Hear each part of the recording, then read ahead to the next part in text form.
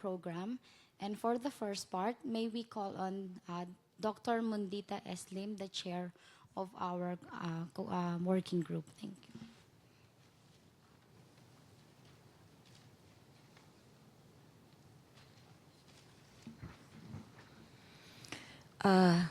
Thank you, Casey. Good morning to everyone. Distinguished guest, our keynote speaker, who will be properly introduced later. Our distinguished colleagues and delegates from the ASEAN member states who are here, Cambodia, Indonesia, Laos, Myanmar, Philippines, Singapore, Thailand, and Vietnam. I think we have the presence of most of us. Of course, we miss our colleagues from Brunei and Malaysia who will not be able to join us for this meeting, but of course we always welcome their inputs eventually after we have been able to come up with the outcome of our working group event. It is with great pleasure to see all of you, to see each other again after the 17th meeting in Kuala Lumpur, Malaysia, exactly 1 year ago today, in May 11 to 12, 2016. We especially thank the government of Myanmar, who actually gave way to the Philippines hosting this year of the 18th meeting of the AWGCME, as the country aims its momentum as the new chair of the ASEAN. Of course, we look forward to holding the next meeting in Myanmar, most probably next year. We also especially welcome our colleagues from Laos PDR. Although a landlocked state, in this 18th meeting, we recognize their presence, as this reinforces the view that we are indeed connected and not isolated. Despite the group as a coastal and marine environment group, we all know that there is a land and water connection that needs to be highlighted as well. So this is exactly the theme that this leadership desires to promote: integrated coastal management, an integrated watershed management approach that highlights the connection of the highlands to the oceans or the water. Whatever it is called, one message across: this is everything is interconnected. From this hotel, you will be able to see the Manila Bay. For example, this bay is a catchment basin of 36 watersheds from three regional areas in the Philippines. The management of the bay is challenged with various issues, including pollution, marine litter, unplanned coastal developments, and overfishing. This shows an example that whatever we are doing inland impacts our coasts and seas that connect our nations to oceans of neighboring regions and continents.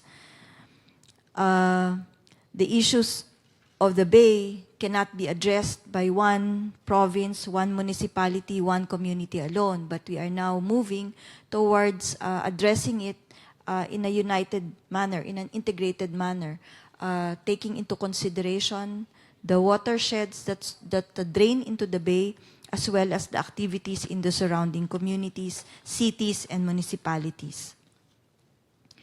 So here, our biodiversity is where our conservation efforts lie as a region. I am glad some lessons on these subjects will be shared, and will be learned from this 18th meeting. It is hoped that this meeting will eventually come up with a common understanding and a collective statement of concern and call for action that can be elevated this year in other ASEAN bodies, such as the ASEAN, for support and adoption. The recommended ways forward for the ASEAN Working Group on Coastal and Marine Environment hopefully will be enshrined in the ASPEN, or the ASEAN Strategic Plan for the Environment, which is currently being drafted as our blueprint or roadmap to the 2025 vision of the ASEAN socio-cultural community. A roadmap that engages and benefits the people, that is inclusive, sustainable, resilient, and dynamic, and reflects what is truly ASEAN. So again, welcome all of you. We look forward to a very productive meeting in the next 2 days. Good morning, and I wish us success and to all of you, a pleasant stay in the Philippines.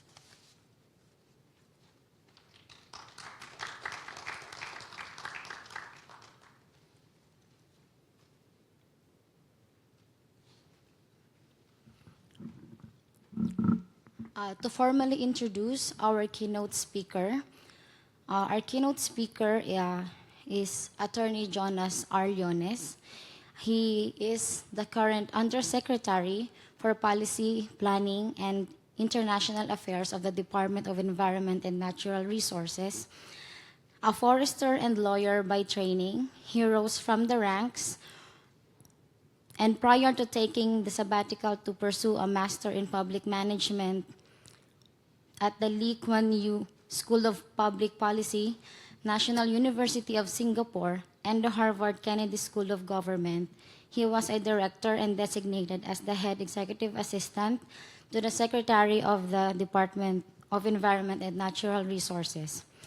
He also, aside from being a dedicated government employee, he is also a part-time faculty member at the New Era University College of Law, where he teaches subjects on environment, land, and agrarian reform laws. So now, our keynote speaker, Undersecretary Jonas R. Leones.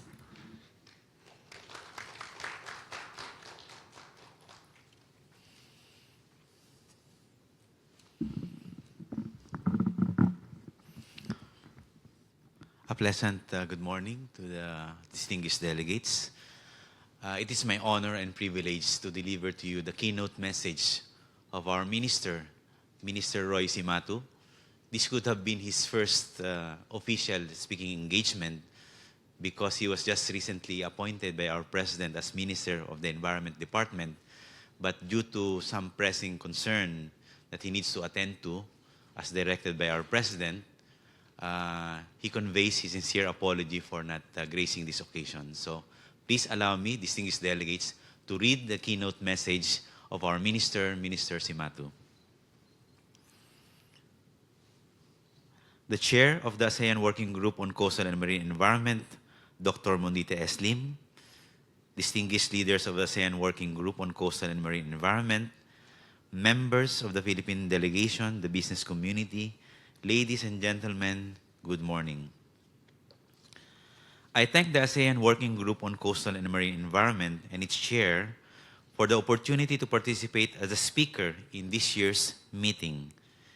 This meeting is of great importance to our country as it plays a role in charting the path for ASEAN community over the next 10 years.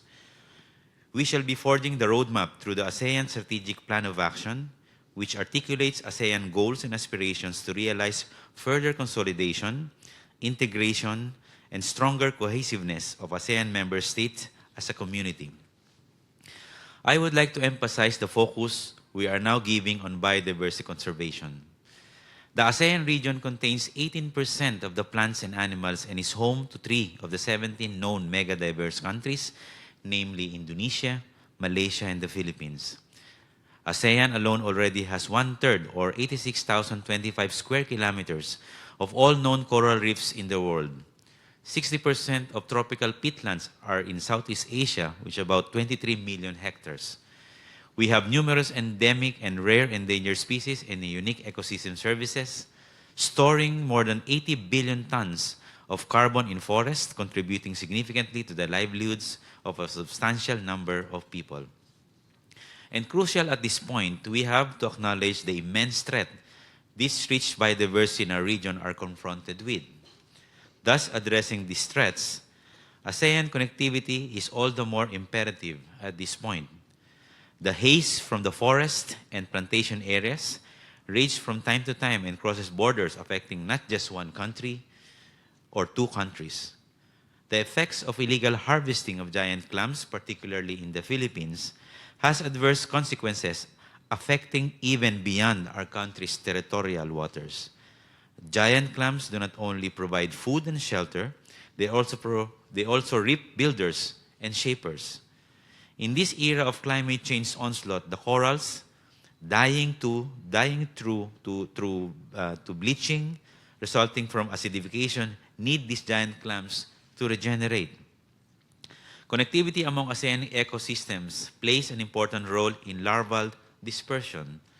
A school of fish may lay eggs in one place, but throughout their life cycle, they may migrate from one nation to another in our interconnected waters.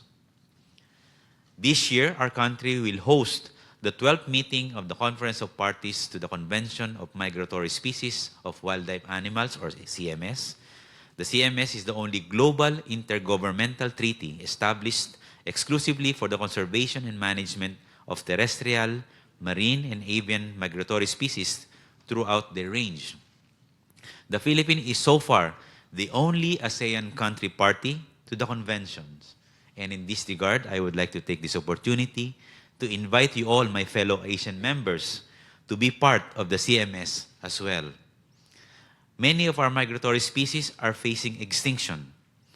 If we can come together and work within the CMS framework, we can actively ensure the strict protection of these species. We need to prohibit the taking of such species, conserve and restore their habitats, remove obstacles to their migration, and control other factors that might endanger them. Fellow ASEAN members, may I also enjoin you all to ensure that we move together to effectively implement our strategic plan of action. For an ASEAN to be a global player, we must ensure our contribution to the ASEAN Vision 2025 will be realized through the strategic priorities we have identified in our plan of action, namely nature conservation and biodiversity, coastal and marine environment, water resources management, sustainable cities, climate change, chemicals and waste, environmental education, and sustainable consumptions and production. ASEAN needs strong resolve and action to confront the challenges it may face in the next decades. Environmental issues are multidisciplinary and cross-sectoral in nature, resulting in some of the most difficult, complex problems that we need to address. These are pressing and urgent concerns for all of us. As I quote the words of our President, "We shall not be cowed. We will press on. We must redouble our efforts to concentrate in making ASEAN inclusive, sustainable, resilient, and dynamic." End of quote. Our efforts must continue to engage and benefit all ASEAN communities. Ours is a fragile world. We now recognize this, and we shall robustly and staunchly defend our natural heritage. Mabuhay tayong lahat. Thank you very much, and good morning to all of you.